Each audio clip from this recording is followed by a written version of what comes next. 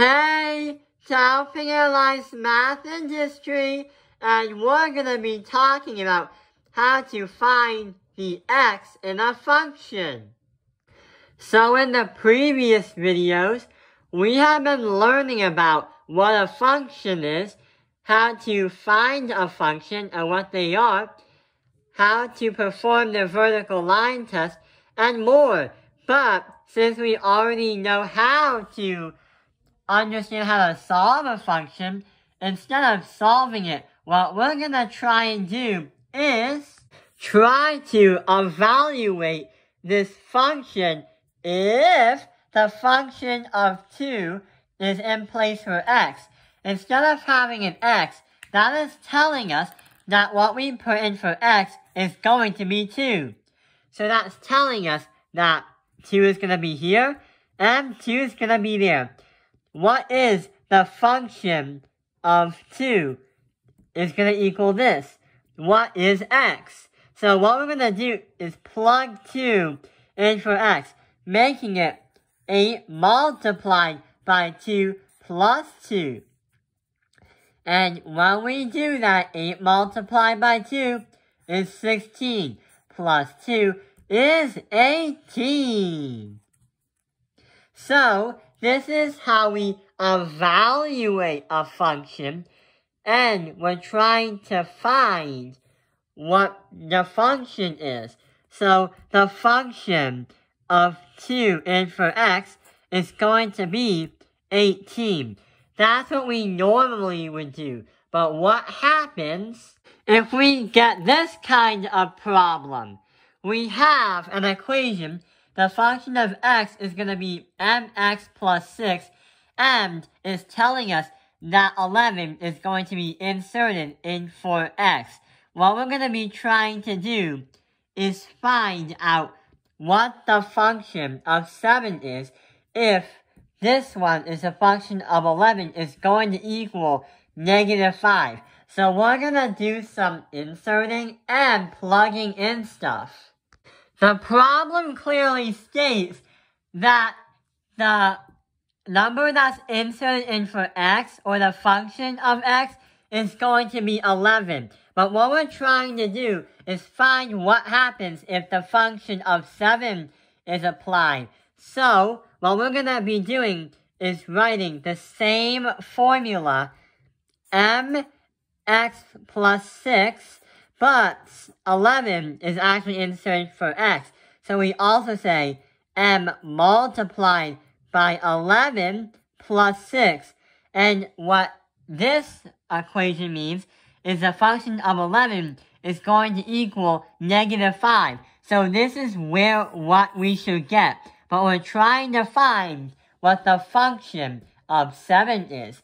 So we have the function of 11 is going to be m multiplied by 11 plus 6 is going to equal -5. So, to solve this equation, what we need to do is try to simplify as simplest as possible. So, we don't mess with the f of 11. That's what we don't want to do. We leave that alone.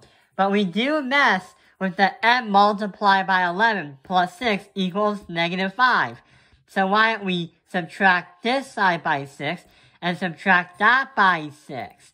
We're going to get an answer as m multiplied by 11 is going to equal -11. So it looks like what the problem wants us to do is understand what m is first. So we can rearrange this problem saying 11m is going to equal -11. The reason why we switch these around is so we can easily better understand what m is.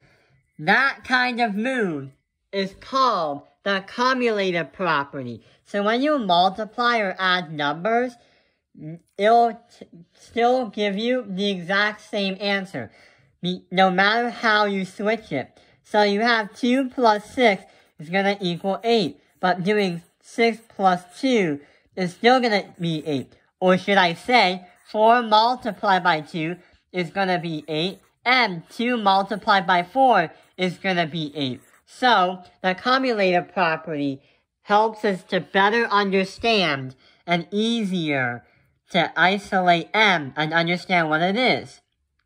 So why don't we divide this side by 11, divide that side by 11, we're going to get an answer as m equals -1. But wait, we're not trying to find out what m is. What we're trying to find is what happens if the function of 7 is applied. The reason why we got m as an answer when we isolate these equations is because how can you easily guess what m multiplied by 11 plus 6 equals -5? You can't really do that. So, what we have for m is now going to be in place as for 11. So, if we have m multiplied by 11, that is now going to become a -1 multiplied by 11, since we already know what m is. So, since the function of x and what we're trying to find is the function of 7, what we're going to be doing is inserting 7 into x and still do the same formula.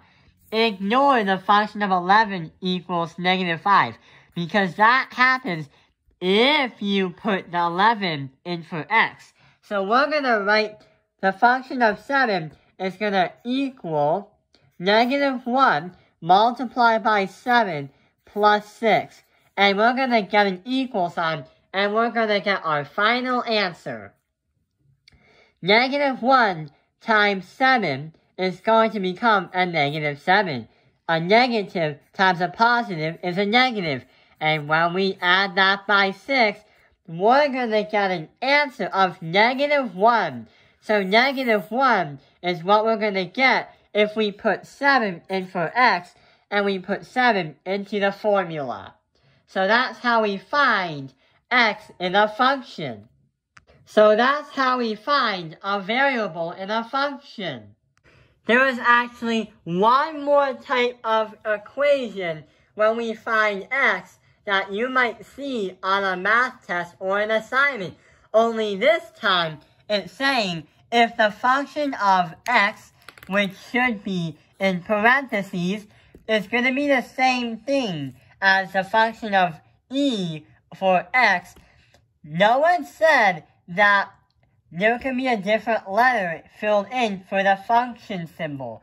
You can have a in for x, or O in for E, or Y in for W. It doesn't really matter what you name the function. Functions can be anything you want. So be creative. Type in the comments below what favorite letters you have in the English alphabet and what kind of function they would be. So in this kind of equation, we're still going to try and find what x is. But since this function equals that function, that is telling us that we're going to compare that and see what we get. So we have 3x plus 18 and 12x plus minus 9. 12x minus 9. So what we're going to do is try to find x. And if these are the same, what is inserted into x to make these two true? When we subtract this by 3x and subtract that by 3x to simplify, we're going to get 18 equals 9x minus 9. And when we add that 9 and add this side by 9, we get 27.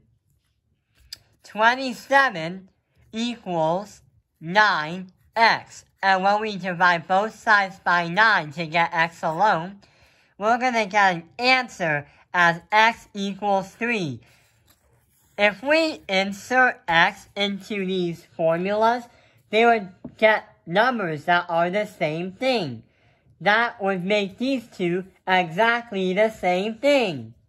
So yeah, we did it! we have found 3 different ways of finding the x in a function. Which way is your favorite? Type in the comments below. I hope this video has helped you. Thank you for watching Tao Ping Airlines Math Industry. Like and subscribe.